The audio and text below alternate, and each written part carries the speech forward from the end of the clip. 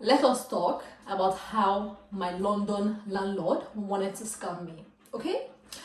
And while I make lunch, if you think I'm going to make pasta, you're absolutely correct. I also like make pasta. The smaller the pasta, the more tasty it is. If you hear any noise, it's either like the fridge or like, kitchen devices.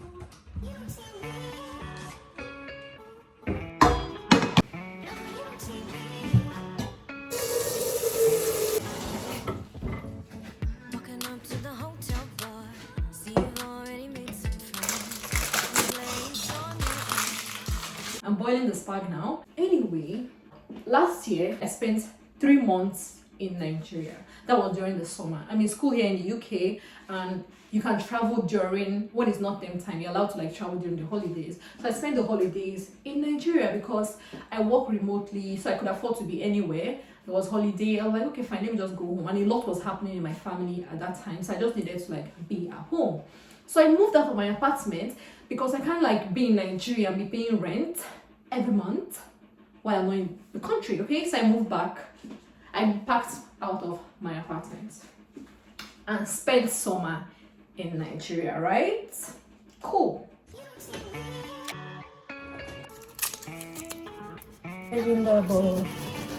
I'm like tearing up right now.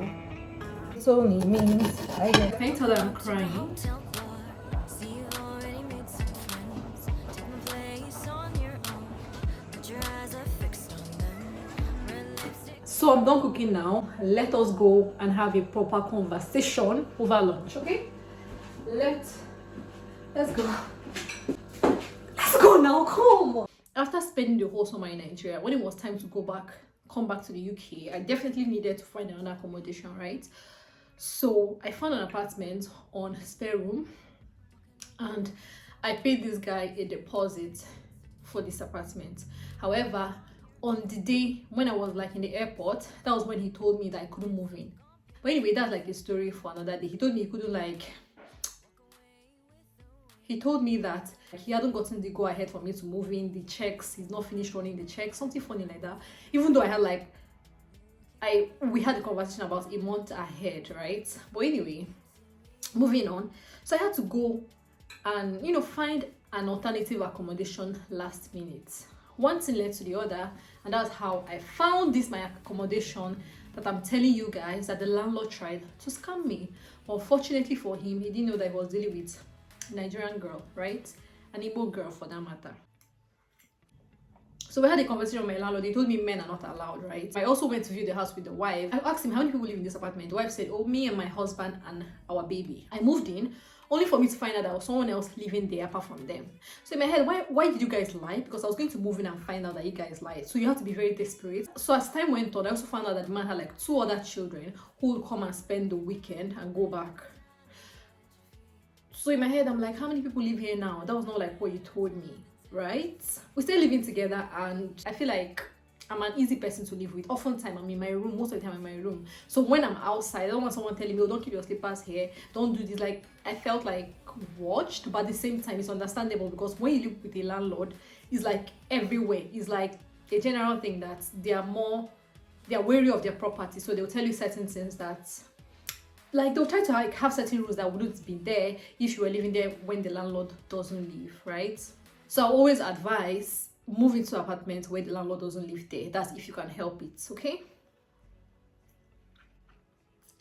Anyway, so he explained to me that the reason why a man couldn't come into the house and visit me is because, they're Muslims and all. And while that was kind of inconveniencing, considering that I was paying the average rent, it was not like cheaper. I was paying the average rent every other person would pay for that kind of accommodation. But at the same time, I was not complaining because they told me in the beginning and I chose to like stay there regardless, right? And that's that made me choose the apartment because there was no minimum stay. So I figured I'll just stay here for the meantime. When I find another accommodation, I'll just like move out. Anyway, I eventually decided to move out, and that was because they kept on letting more people move into the house. My landlord, he went to the parlor, right? He called people like that build houses, like he called builders or to demarcate the parlor. So the other part of the parlor, he moved into there as his room. Then he gave out his own room to 2 people. So imagine, this is more people than we had an agreement about, and then he gave out his room to not one person, 2 extra people in one apartment. What's going on? There's just like a toilet and a bathroom. You know how there's one room where there's a toilet and a bathroom, and there's like how many people now? 2 people he gave the accommodation to. There was me, there was someone else. The Nigerian girl later moved out, but someone else replaced her. There was like him, there was his wife, there was the little baby. There was also the 2 children that comes like in some weekends. So you can imagine how like filled up the house would be. Sometimes I'll be in the bathroom and then someone else is like about to use the bathroom too. Sometimes you want to use the bathroom, someone is inside there. It's like, what is going on? What is going on? In the kitchen, there's always someone in the kitchen. There was always someone like using the facilities. I was barely having access to the facilities I paid for, and it was just like crowded, right? So I decided to like move out. Now, before I moved into the apartment, I paid this man a deposit of £550. And that was like, it's kind of like common practice in the UK, where when you want to move into an apartment, you pay a deposit, and when you are leaving, they'll give you back your deposit. So they'll make sure that you didn't break any rule, or you didn't like essentially like spoil any property. That's like they'll give you back the money. But if you broke rules, or if you go against the agreement, let me not say rules, if you go against the agreement, for example, when there's like a minimum stay and then you need to stay as long as agreed, it may make them not give you a deposit or just give you a part of it, right? We agreed that before you leave, give me a month's notice. So I told him a month ahead I was going to leave in a certain day, okay? I left like 2 days before I told him I was going to leave, because I already found an accommodation. I found this place. So I told him I was going to leave, and I asked him about my deposit. So he said he was going to give me my deposit at the end of the month. And that was like not what was agreed, right? That was like waiting till the end of the month was a little over a week, and the agreement was like how it's supposed to be is when I'm leaving, give me my deposit. Why is he holding on to it for like an extra week? Why is he holding on to it to the end of the month, right? And which deposit do you think I'm going to give to the people I'm moving into the apartment? Like, you have my £550, you've had it the whole time I've been living in your accommodation for like 6 months, and now I'm moving into a new accommodation. Where do you think I will get the deposit to give these guys if you're not going to give me my deposit when I'm moving out? Make it make sense. But anyway, I said cool, I'll wait till the 31st as he said, and I had already like paid my deposit here in this accommodation. So I thought, okay, fine. That was not like the best arrangement, but I thought, well, I will wait. So I moved out of the accommodation, and I moved into this apartment, right? I think I have a vlog up about like my moving. I linked it here.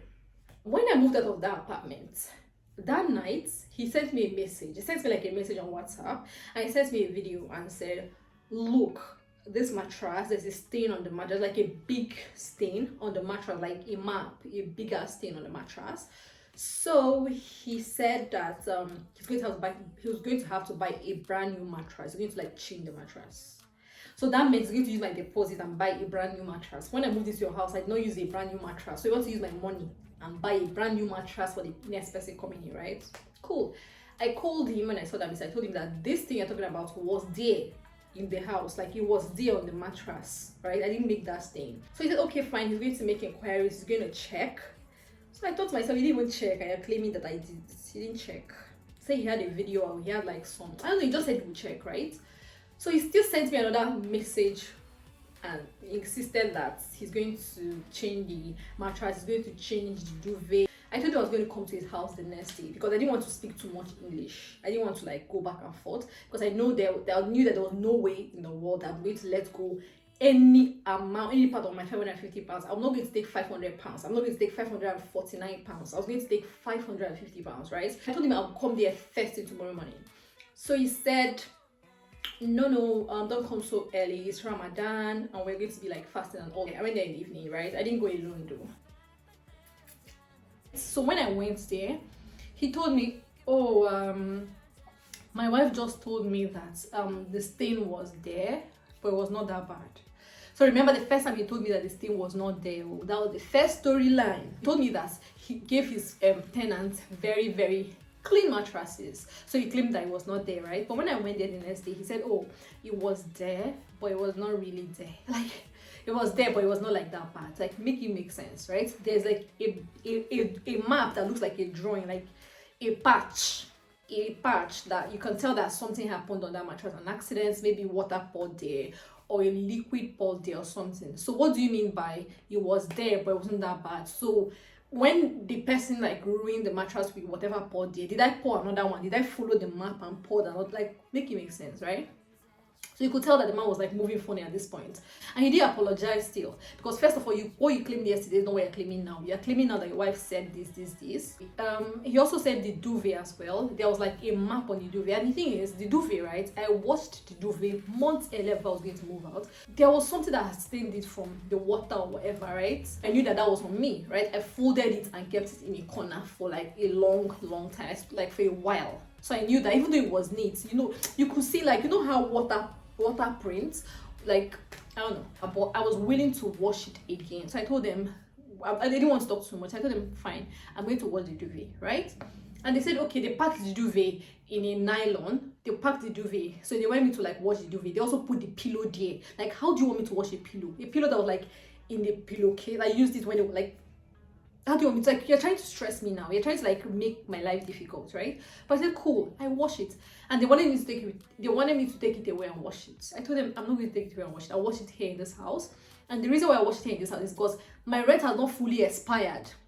Remember, guys, I told you I moved out either 2 days before I told him I was going to move out. So the next day, my rent hadn't still expired. I just moved out like 2 days earlier. So I told them, my rent is still going on, so I'm sure that I still should have access to the washing machine, right? So I told them, fine, I'm going to wash the duvet and the pillow you've added here. I'm going to wash it in the washing machine, but I'm not going to take it outside this house. I'm not going to be doing any back and forth. I'll go and wash it, I'll bring it back. What? So I told them I wasn't going to do that. So they said, no, you can't fit it to the washing machine. So which washing machine do you think it can fit into if I go out then? I told them I've washed the duvet here. The last time I washed it here and put it away. So I will wash it again. It can fit into the washing machine. Don't worry about that. So they said, okay, the washing machine is no longer working anymore. That there's water running out of the washing machine. Like stories. I told them, well, I'm not going to take this duvet. While I'm very willing to wash it, I am not going to take it outside this building. I'll wash it here. Right? And you guys, like, you could tell that they just wanted to take the whole of my deposit or a part of it. Because why are we telling, like, what's the point of this back and forth? It was not even that deep. It was not that deep, but you could tell that they wanted to claim they want to buy a brand new mattress, they want to buy a brand new duvet. Even the pillow they threw in the pillow. What's my business with pillow that I used inside a pillowcase? Did you get? So he said, oh, well, don't worry about it anymore. No, don't worry. He said, oh, don't wash it then.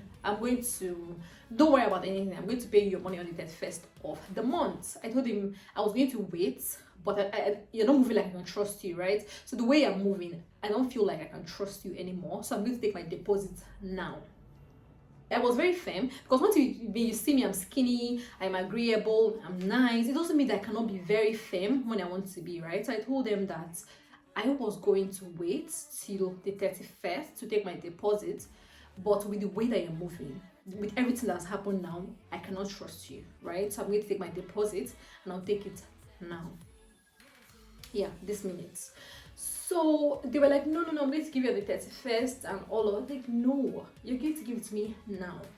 And my plan was, if they were not going to give me the deposit, my plan was to go to the council. First of all, there's a lot of things that they were doing wrong in that house. I was very sure that they didn't have permission to have that many people inside the house.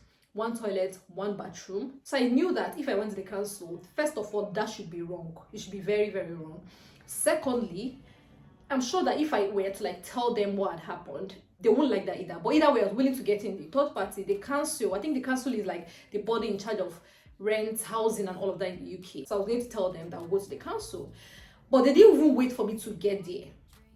Right? So when I started talking, I told them that first of all, when I moved into this apartment, your wife told me that you both live here alone with a baby, right? And before I could even go on, they said, oh, don't worry, what's your account number? No, don't ask for my account number. We're joking here. No, don't ask for my account number. Don't ask. So I was going to go on. My plan was to tell them, first of all, when I moved in here, you claim that there was so much people living here. There's so many people living here at the end of the day. I was also going to tell them that you have these rules, men not allowed, this. I keep to your rules. So why are you trying to stress me out? What's going on? I was also going to tell them that I'm going to like go to the council now and have them come here and be the middleman and have a conversation with you and with me, and let's see what they advise. So they didn't even let me to talk that long. He was like, oh, what's your account number? That's when he sent me my deposit right on the spot, £550. So you have it the whole time, you don't want to pay me my money.